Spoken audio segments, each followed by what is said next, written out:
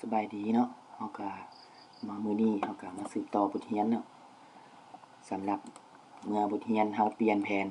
ปัจจุบันแล้วเนาะโดยเปลี่ยนข้อมูลปัจจุบันแล้วเฮาก็จะมาแต้มเนาะบัดนี้เนาะแต้มว่าแต้มแผนจัดสรรเนาะคือตัวอย่างข้าพเจ้าจะแต้มให้เบิ่งเนาะก่อนอื่นก็ให้เฮาเบิ่งก่อนเนาะเบิ่งแผนพัฒนาของบ้านว่าเพิ่นจะพัฒนาดินขยายการปลูกสร้างไปทางใดเนาะจะเบิ่งตามแผนที่เนาะเฮาจะเฮ็ดให้มันจางๆเนาะให้เฮาคลิกขวา property แล้วก็เข้ามาที่ display นี่เนาะเหลือประมาณ40เนาะให้มันส่องสอดภาพถ่ายเนาะเฮาจะเบิ่งพื้นที่ตัวจริงว่าเฮาสิวางแผนไปทางใดเนาะนี่เนาะคือตัวอย่างตามทิศทางการพัฒนาของบ้านเนาะเพิ่นขยายทางเพิ่นขยายดินปลูกสร้างเนาะเขาจะมาขยายทางก่อนเนาะกับสายน้ำก่อนเนาะวิธีการขยายก็ง่ายๆเนาะให้เราติดตามเบิ่งเนาะให้เรากดที่สตาร์ทเนาะ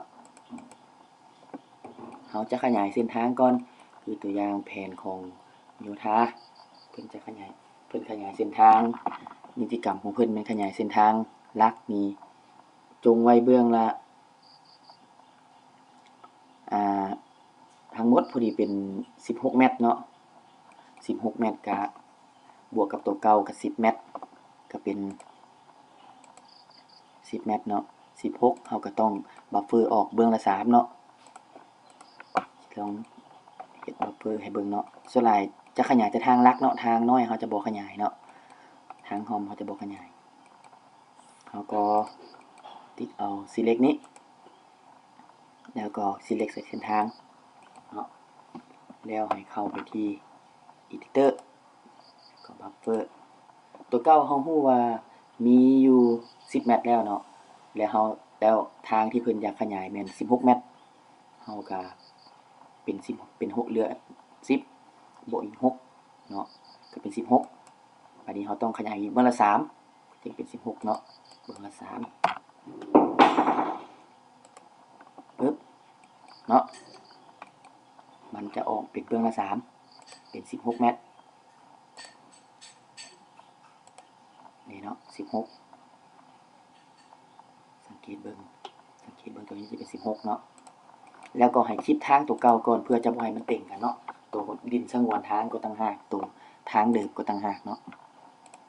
นี่เนาะตัวทางเก่าให้เราคลิกใส่มันโลดทางกลางแล้วก็คลิปเนาะ editor แล้วก็คลิปเนาะมันจะบ่ติงกันมันจะเป็นของไปของมันนี่เนาะตัวมันกลายเป็นเฮาคลิปนอกออกได้เนาะแล้วเฮาก็มาใส่รหัสชื่อตัวที่เฮาสงวนออกนี้ว่าแม่นรหัสอีหยังเนาะมาเบิ่งดินสงวนแขนทางตัวจัดสรร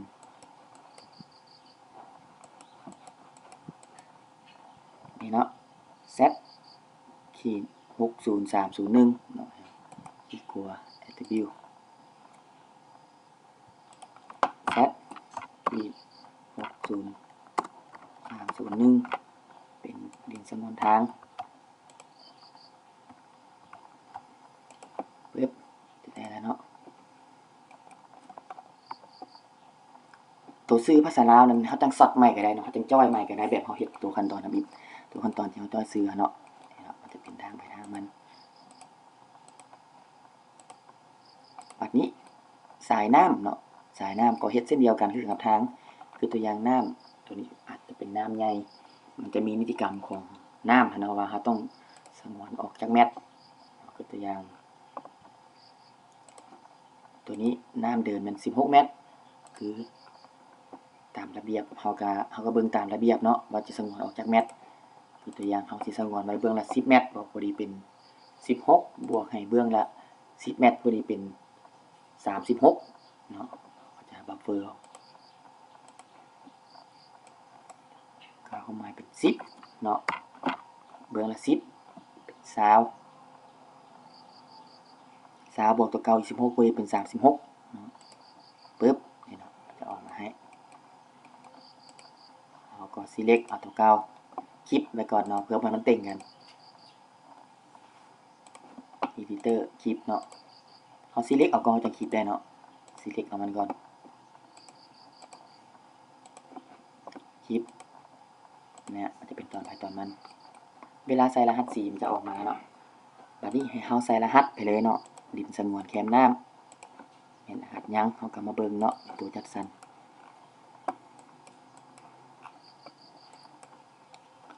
ดินสงวนแคมน้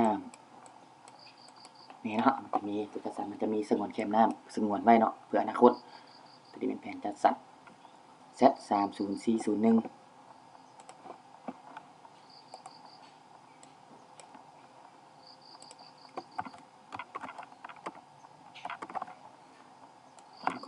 กันเนาะ subcat id กับ subcat color ปึ๊บเนาะเขาจะคิดพร้อมเนาะเขาจะคิดพร้อมเพื่อบ่ให้มันเต่งกับตัวอื่นเนาะ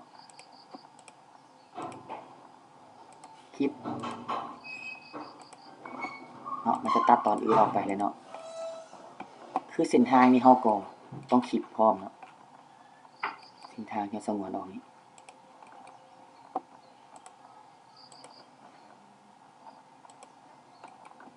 นี่เนาะทางนี้มันจะบ่ไปติงกับตัวใดเนาะ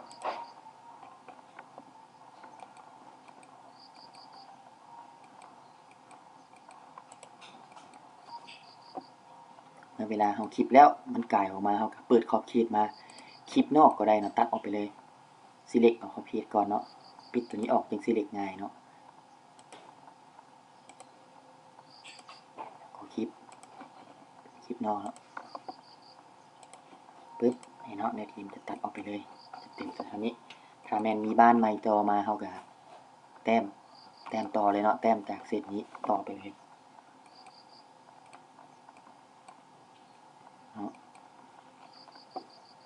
แล้วเขามาเบิ้งทิศทางการว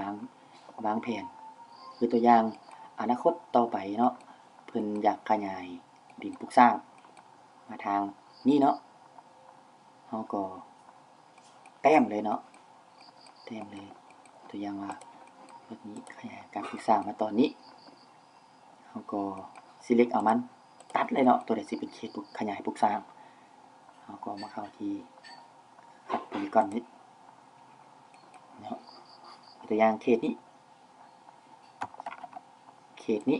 เป็นเขตขยายปลูกสร้างตัวอย่างเนาะเป็นอยากขยายเขตนี้เป็นขยายเขตปลูกสร้างเขตนี้เนาะก็มาเบิ่งเนาะก็เอาโพลีกอนตัดเลย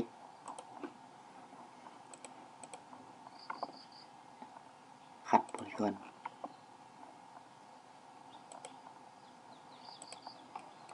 เดี๋ยวเมื่อกี้นี้มาจุจุดนี้แล้วก็ฟินิชมันจะตัดให้เป็น2ตอนนี่เนาะจะเป็นตอนขยายปลูกสร้างก็จะใส่รหัสไปเลยรหัสตัวนี้เป็นรหัสดินปลูกสร้างมันเป็นทุ่งนาเนาะเราก็จะเปลี่ยนมันเป็นขยายปลูกสร้าง Z40301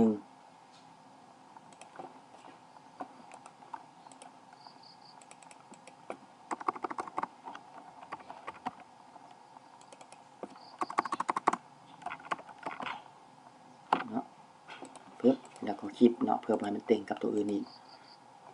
คลิปไหนเนาะเอาแต่มีเราต้องคลิปไหน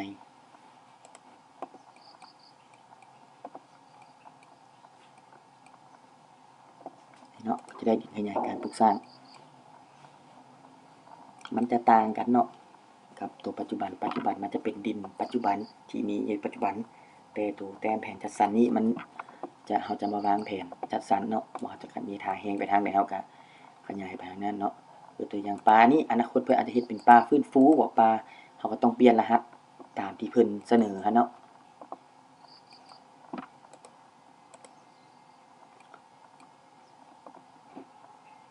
เนาะดังนั้นเฮาก็มาซอดเอาชื่อเหมือนเดิมเนาะการซอดเอาชื่อนี่แม่นให้เฮาลบตัวเก่าออกทุกๆครั้งเนาะลบออกหมดเฮาจะซอดเอาใหม่นี่เนาะคือตัวอย่างรหัส subcat id caller นี่ที่มันเปลี่ยนใหม่มันจะบ่มีชื่อนี่เนาะจะลบออกเบิดจงแต่ subcat id กับ subcat caller ไว้เนาะสต็อปก่อนเนาะ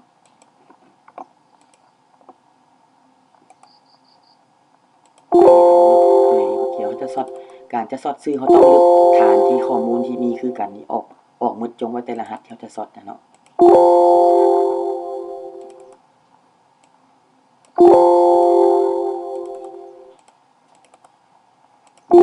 เนาะ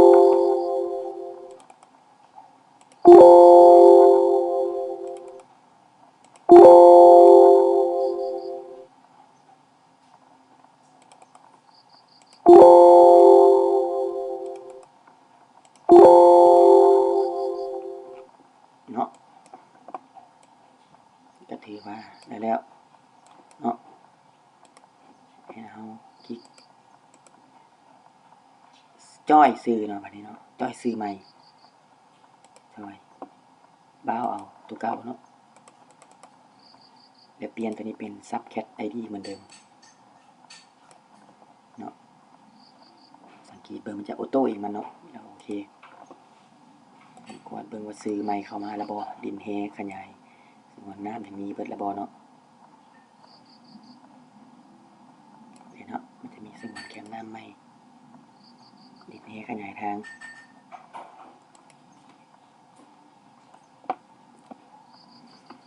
จากนั้นก็เซฟเนาะ export ออกคือเก่าเนาะ data export เหมือนเดิมเปลี่ยนชื่อออกได้เนาะอาจจะเป็น1ก่อนก็ได้เนาะเซฟแล้วก็โอเคเฮาลบออกได้เนาะลบออกเปลี่ยนชื่อได้เนาะลบออกได้delete ออกตัวใดบ่เกี่ยวเนาะ